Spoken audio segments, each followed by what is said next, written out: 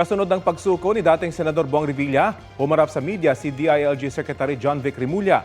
Doon ikinuwento ng kalihim kung paano sumuko ang dating senador. May ulat on the spot si June Veneracion. June?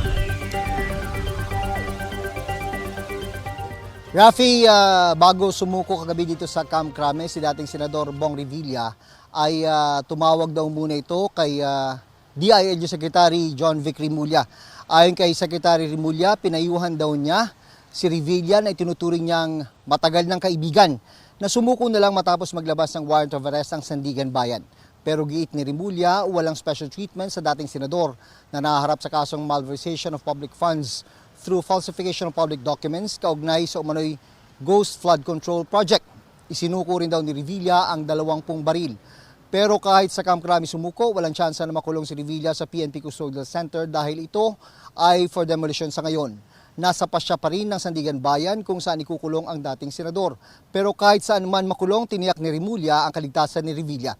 Physically fit naman daw si Revilla nang sumailalim sa booking procedure kasama na ang medical examination, sabi ni Remulla at ng PNP-CIDG.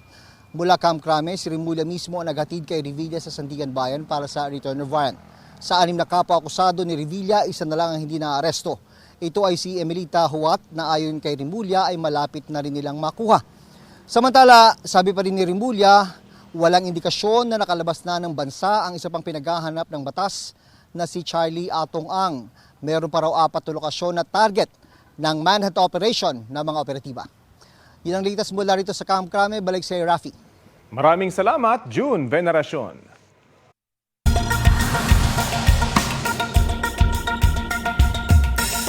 Hindi bababa sa 4 na po ang nasawi sa salpukan ng 2 high-speed train sa Adamu, Spain.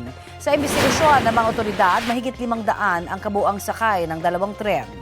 12 sa kanila ang inilagay sa Intensive Care Unit o ICU. Tumatakbo ng 110 km per hour ang unang tren nang ito'y madiskaril.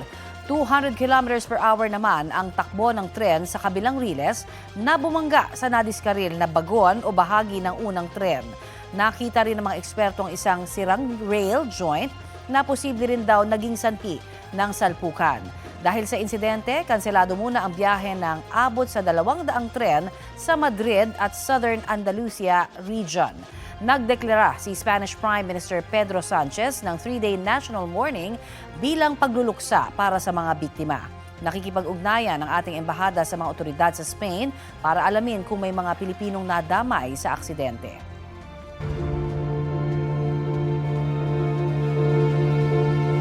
Sa pagtuloy ng pagdinig ng Senate Blue Ribbon Committee kahapon sa questionabling flood control projects, ibinunyag ng DPWH na mahigit 300 hinihinalang ghost projects ang may maling grid coordinates. Pinuna ng mga senador si dating DPWH Secretary Manuel Bonoan tungkol dyan. Balitang hatid ni Joseph Morong. Isang araw matapos magbalik Pilipinas, dumalo si dating DPWH Secretary Manny Bonoan sa pagdinig ng Senate Blue Ribbon Committee kaugnay ng mga maanumalyang flood control project.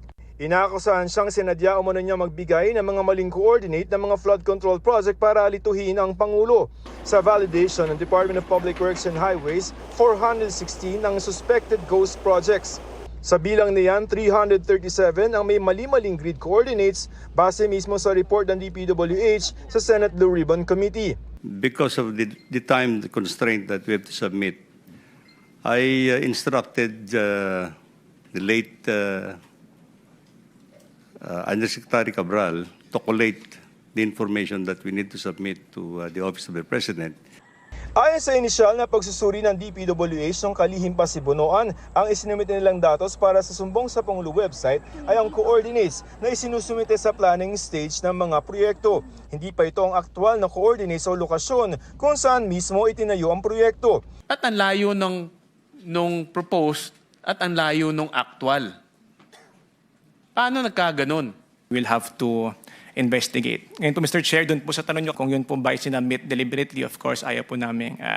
We're not in the position to answer that. Meron po kami dinidevelop na app. No? Ito na po yung unified application wherein the coordinates from the planning stage and the coordinates for the actual ay isang mapa na lang po yung ginagamit. Pagpunto ni Lacson kung mali-mali ang isinumiteng coordinates, posibleng lumobo ang bilang ng mga ghost projects kahit may mga nagawa naman talaga. Kasi pag pinuntahan yung grid coordinates na mali, wala makikitang project, ire-report na ghost. Meron pong mga lugar, medyo masukal na yan. And kung talagang mag-deviate ka lang by a few so many meters, hindi mo talaga po makikita. Tanong ni Committee Chairman Senador Ping Lacson, pattern ba ito o di sadyang pagkakamali lamang? Kung ang percentage ng mali na-overcome o na-overwhelm yung tama, may pattern yon. Pero kung halimbawang sa 10 na random sampling ninyo, 1 o 2 lang yung mali, then there's no pattern. Maybe inadvertent yung omission. Out of 337, ang more than 50 meters away, 291 po. Yung less than 50 is 46. Dahil mali-mali ang unang coordinates na binigay ng DPWH, kailangan daw umulit ng kagawaran. Kaya nasayang lamang daw ang buwis at oras na ginugol sa unang assessment. Bakit di yun yung ginamit ng department sa unang validation pa lang? Because I think nung initially po, no, nagbuo nga po ng team itong ICI, composed of the AFP, PNP, and DepDev. And they relied on the coordinates dun po sa sumbong sa Pangulo. Ayon kay Bonoan, ang nakalagay lamang sa planning coordinates na binigay nila ay bayan at probinsya kung saan itatayo ang mga proyekto. Marami naman daw silang ibinigay na pwedeng i-check ng field inspectors, gaya ng pangalan ng proyekto, anong ahensya o district office na magpapatupad, kontraktor, petsang sinimulan at natapos, pati halaga ng kontrata. Nung panahong din yon, Region 3 lamang aniya ang nag-report na posibleng may ghost project sa lugar nila. Personal daw vinalidate ni Bonoan ang report at doon nga nila nadiskubre ang mga anomalya sa Bulacan 1st District Engineering Office. Agad daw niya itong inireport sa Pangulo. My statement to the President is that I hope, Mr. President, that this is an isolated case because there has not been any other report that reached me. The President told me to start investigating the ghost projects. Immediately thereafter, Mr. Chair, I relieved all the personnel of Bulacan 1st Engineering District. Nakaharap din ni Bonoan sa pagdinig si dating DPWH Undersecretary Roberto Bernardo na nagsabing nagsimula ang sistema ng allocable projects noong taong 2022, panahon ni Bonoan bilang kalihim. Ang allocable projects ay halaga ng mga proyektong inilalaan ng DPWH sa budget ito sa National Expenditure Program. Ayon kay Senator Sherwin Gatchalian, lampas 2 bilyong piso ang posibleng nakuhang kickback ni Bonoan. I don't have any allocable amount. Nakakuha kayo ng kickback.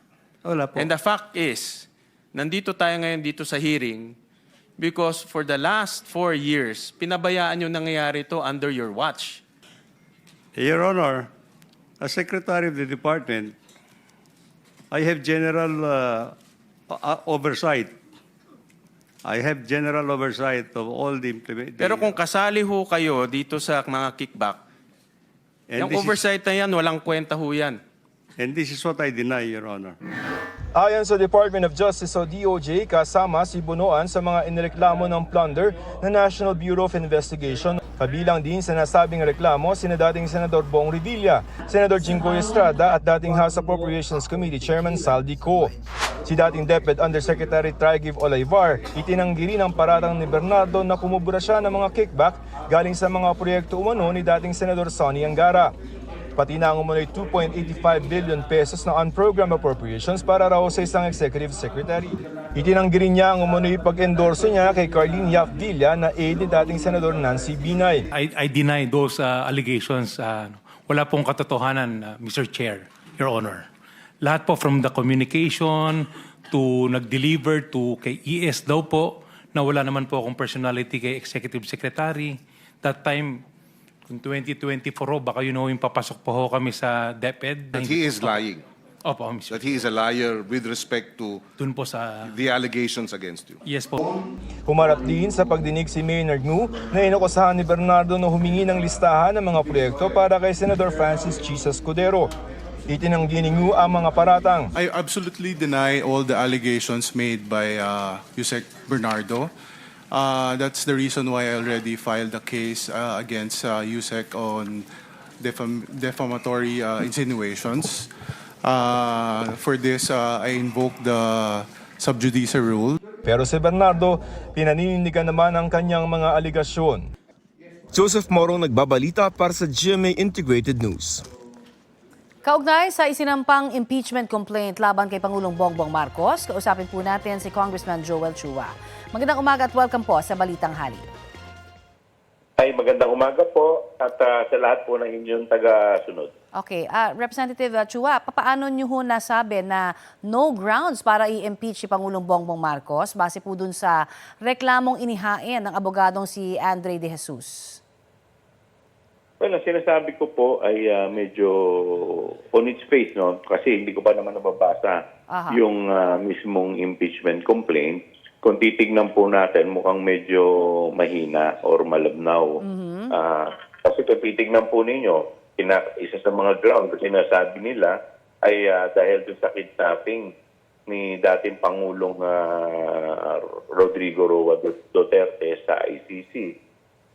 Maliwanag naman na ito naman ay ipinatupad lamang yung arrest warrant na inilabas ng ICC. At tayo kasi ay nakikipag-coordinate lamang sa Interpol kung saan tayo po ay signatory. Ito po ay kagaya rin ng pag-coordinate natin sa Interpol noong tayo po ay humihingi naman ng tulong sa pagdakip po kay dating Congressman Tede sa ibang bansa.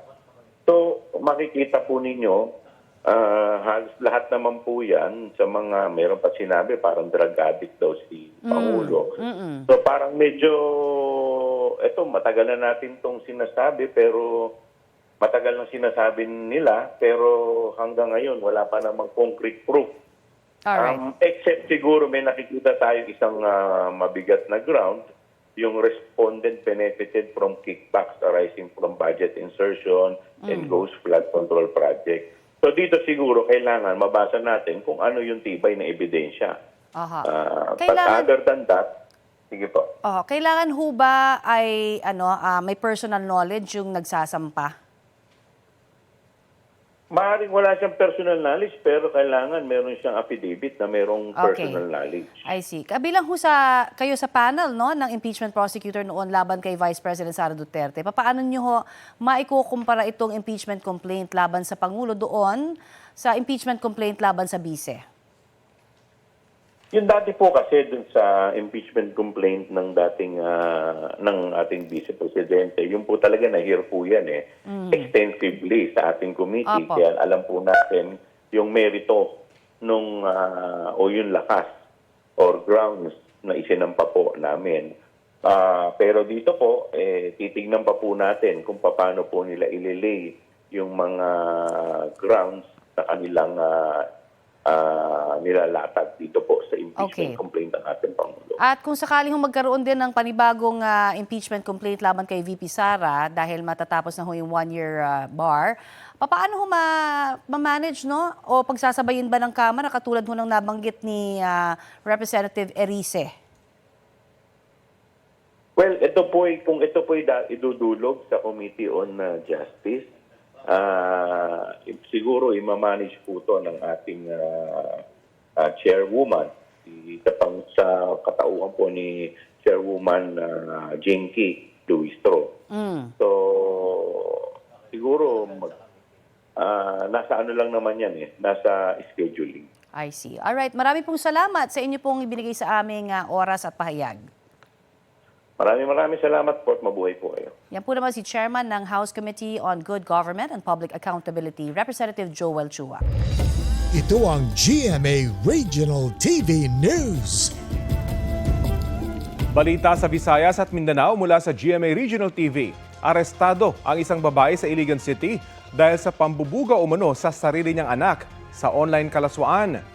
Sara, anong update doon sa biktima? Rafi, nasagip ng pulisya ang isang taong gulang na lalaking anak ng sospek. Sa investigasyon ng Iligan City Police, nangihingi ng pera ang 26 anyos na babae sa kanyang mga parokyano kapalit ng mga hubad na larawan ng bata. Nailigtas din ng mga otoridad sa bahay ng sospek ang kuya ng bata at 5 iba pang menor de edad. Pati ang nanay ng isa sa mga menor de edad na biktima rin umano ng sexual exploitation. Nakumpiska mula sa sospek ay ilang digital devices na nakitaan ng child sexual abuse materials.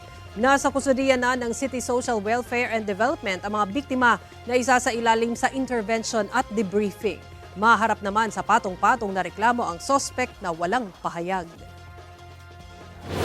Umabot na sa Libon, Albay ang paghahanap ng mga otoridad sa negosyanteng si Charlie Atong Ang kaugnay sa mga nawawalang sabungero. At may ulat on the spot si Oscar Oida. Oscar?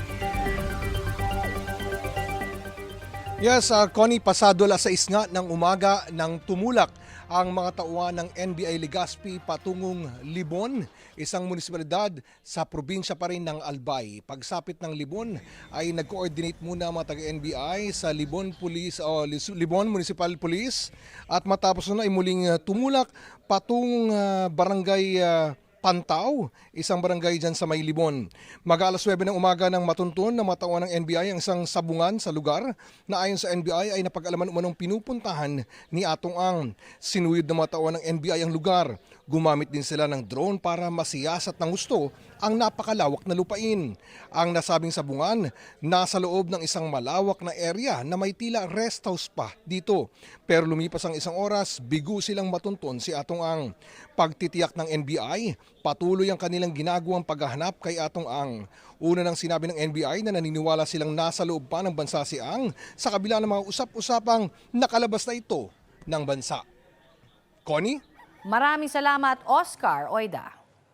Para sa kontratistang si Curly Diskaya, tila sila raw ang ninakawan kaugnay sa restitution o pagbabalik ng pera sa kabanang bayan ng ilang idinawit sa flood control issue. Itinanggi rin niya ang aligasyong siya ang nagsabing si dating House Speaker Martin Romualdez ang bagong may-ari ng isang property sa Makati City. Balita hatid ni Sandra Aguinaldo.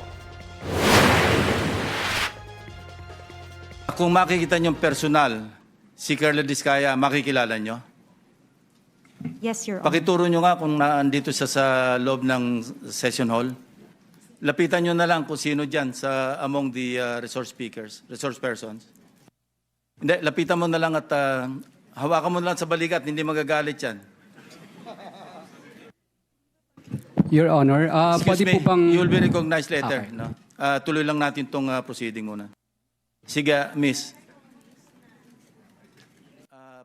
Ang dalawang babaeng ito na naka-face mask at naka-baseball cap nung humarap sa Senate Blue Ribbon Committee, mga empleyado raw ng negosyanteng si Rico Ocampo sa isang inuupahan lugar sa South Forbes Park.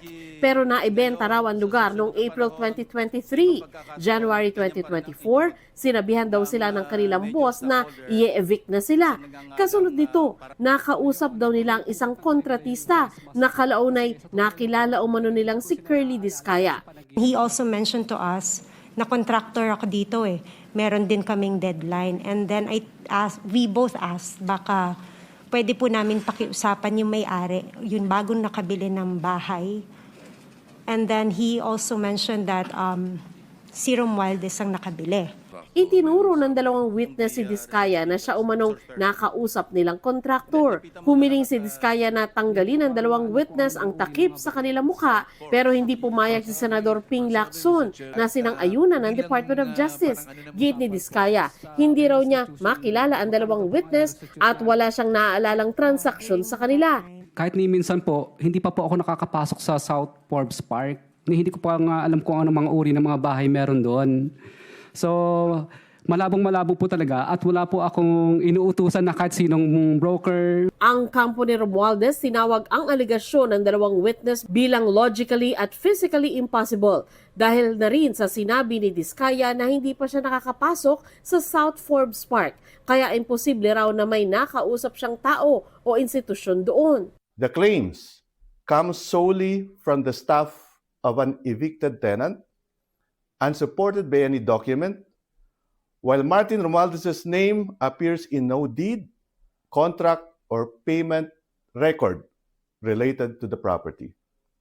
There is no evidence, only hearsay and possibly perjured statements, and therefore nothing to answer. Muli namang binanggit ni Senador Rodante Marcoleta ang tungkol sa restitution o pagbabalik ng pera ng ilang personalidad. Hindi raw kasi dapat ito gawing kondisyon para maging state witness ang isang tao. Sabay tanong kung may hiningi ring ganito ang Department of Justice kay Diskaya. Ano sabi nila? Magkano daw? Ako po, hindi ko po masabi kung magkano po. Kasi para sa akin po, parang kami po ang nanakawan. Parang ibig sabihin, parang modern day na pagnanakaw. Ibig sabihin, yung nakaw ba? Siya pa ang magbibigay ng pera dun sa ninakawan niya. Parang ganun po. Humarap din sa pagdinig si dating DPWH Mima Ropa, Regional Director Gerald Pakanan. Pinuna siya ng mga senador dahil sa kanyang takip sa mukha. Sabi ni Pakanan, para yan sa kanyang seguridad. Isa si Pakanan sa mga co-accused ni Zaldico sa flood control project sa Nauhan, Oriental Mindoro.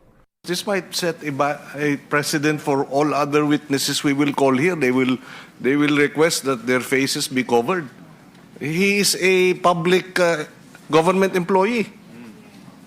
Bakit siya nagtatago? For my protection, since the case is already pending before the Sandigan Bayan. Kindly expose your face. Sandra Aguinaldo, nagbabalita para sa GMA Integrated News. Pumalag naman si Assistant Ombudsman Miko Clavano sa sinabi ni Curly Diskaya kaugnay sa restitution. Binigyang diin ni Clavano na hindi lang pera ng taong bayan ang nawala sa questionable flood control projects, kundi pati kaligtasan ng mga Pilipino. Kaya mali at malaking kalokohan anya na tawaging pagnanakaw ang pagbabalik ng ninakaw. Taong bayan ang una anyang ninakawan, kaya ang pagsasauli ng pera ay hindi pangingikil kundi pananagutan.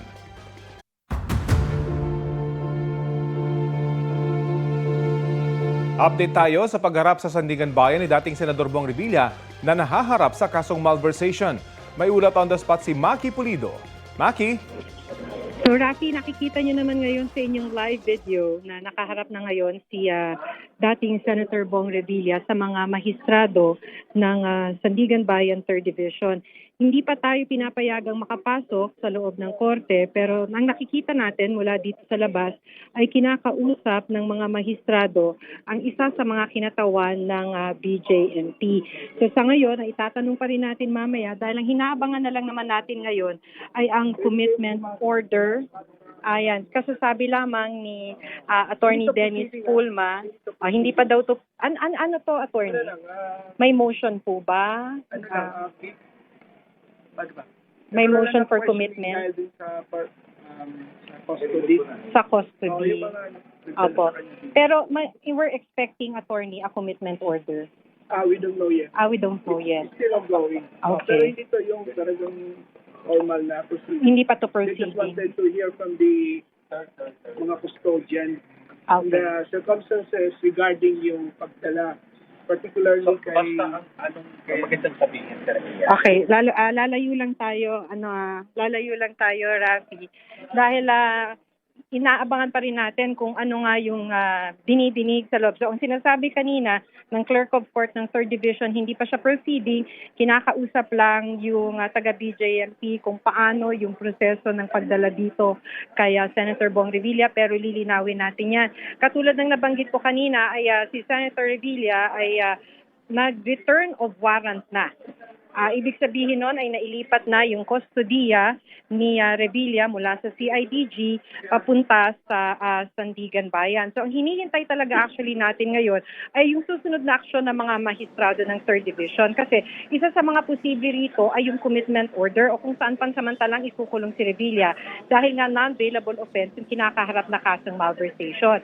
So iaano lang natin, kaugnay ito sa diuma ng 92 million peso na Ghost Flood Control Project sa Pandi, Bulacan. So, kaninang umaga ay hinatid din siya ni DILG Secretary John V. Remulla dito sa Sandigan Bayan. Kanina, sinabi ni Remulla na sarado na yung PNP Custodial Center dahil may itatayong bagong facility doon. So, bago nga ilipat dito sa korte ng 3rd Division, sineck up ng nurse ng Sandigan Bayan ang vital signs ni Remulla kasi standard operating procedure daw yan kung ililipat na yung kustodiya sa kanila.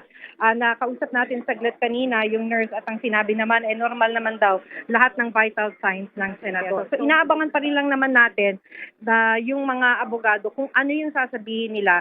Pero informally, kanina sinabi na nung isa sa mga abogado na this is an option talaga na magpo-post ng piyansa o magbabayad ng 90,000 bill para dun sa kasong malversation itong si Revilla. So wala pa tayong nakakausap on the record na mga legal counsel ni Revilla, pero kanina ang kasama niya rito ay si Attorney Ramon Esguerra, ang abogado ni Revilla noon sa plunder case. Rafi? Maraming salamat, Maki Pulido. Eto, may mga can-relate kaya may mag-ama ho dyan sa Santa Rosa, Laguna na may struggle is real experience. Hindi yan traffic, hindi rin yan mahal na gasolina. Pero for sure, relate din dito ang Ayan. ibang humahawak sa manibela. Kung ang iba, ayan o. Nagtanungan na. Kung yung iba ay hirap makahanap ng parking spot sa mall, si tatay, hindi naman mahanap kung saan siya nag-park. Ang parking lot, nagmistulang maze para sa mag-ama. Hindi pa natigil si tatay. Nagtanong pa ulit sa lalaki namang tumulong sa kanyang mag-park. Buti na lang, matalas ang memory ni kuya. Buti na lang. Kaya pagkatapos nilang mag-ikot-ikot, mission accomplished nang makita ang kanilang sasakyan. Ang kulit moment ng mag-ama ay may halos 400,000 views na. Trending! Aba, maraming nakarelate. Isa na ako dyan.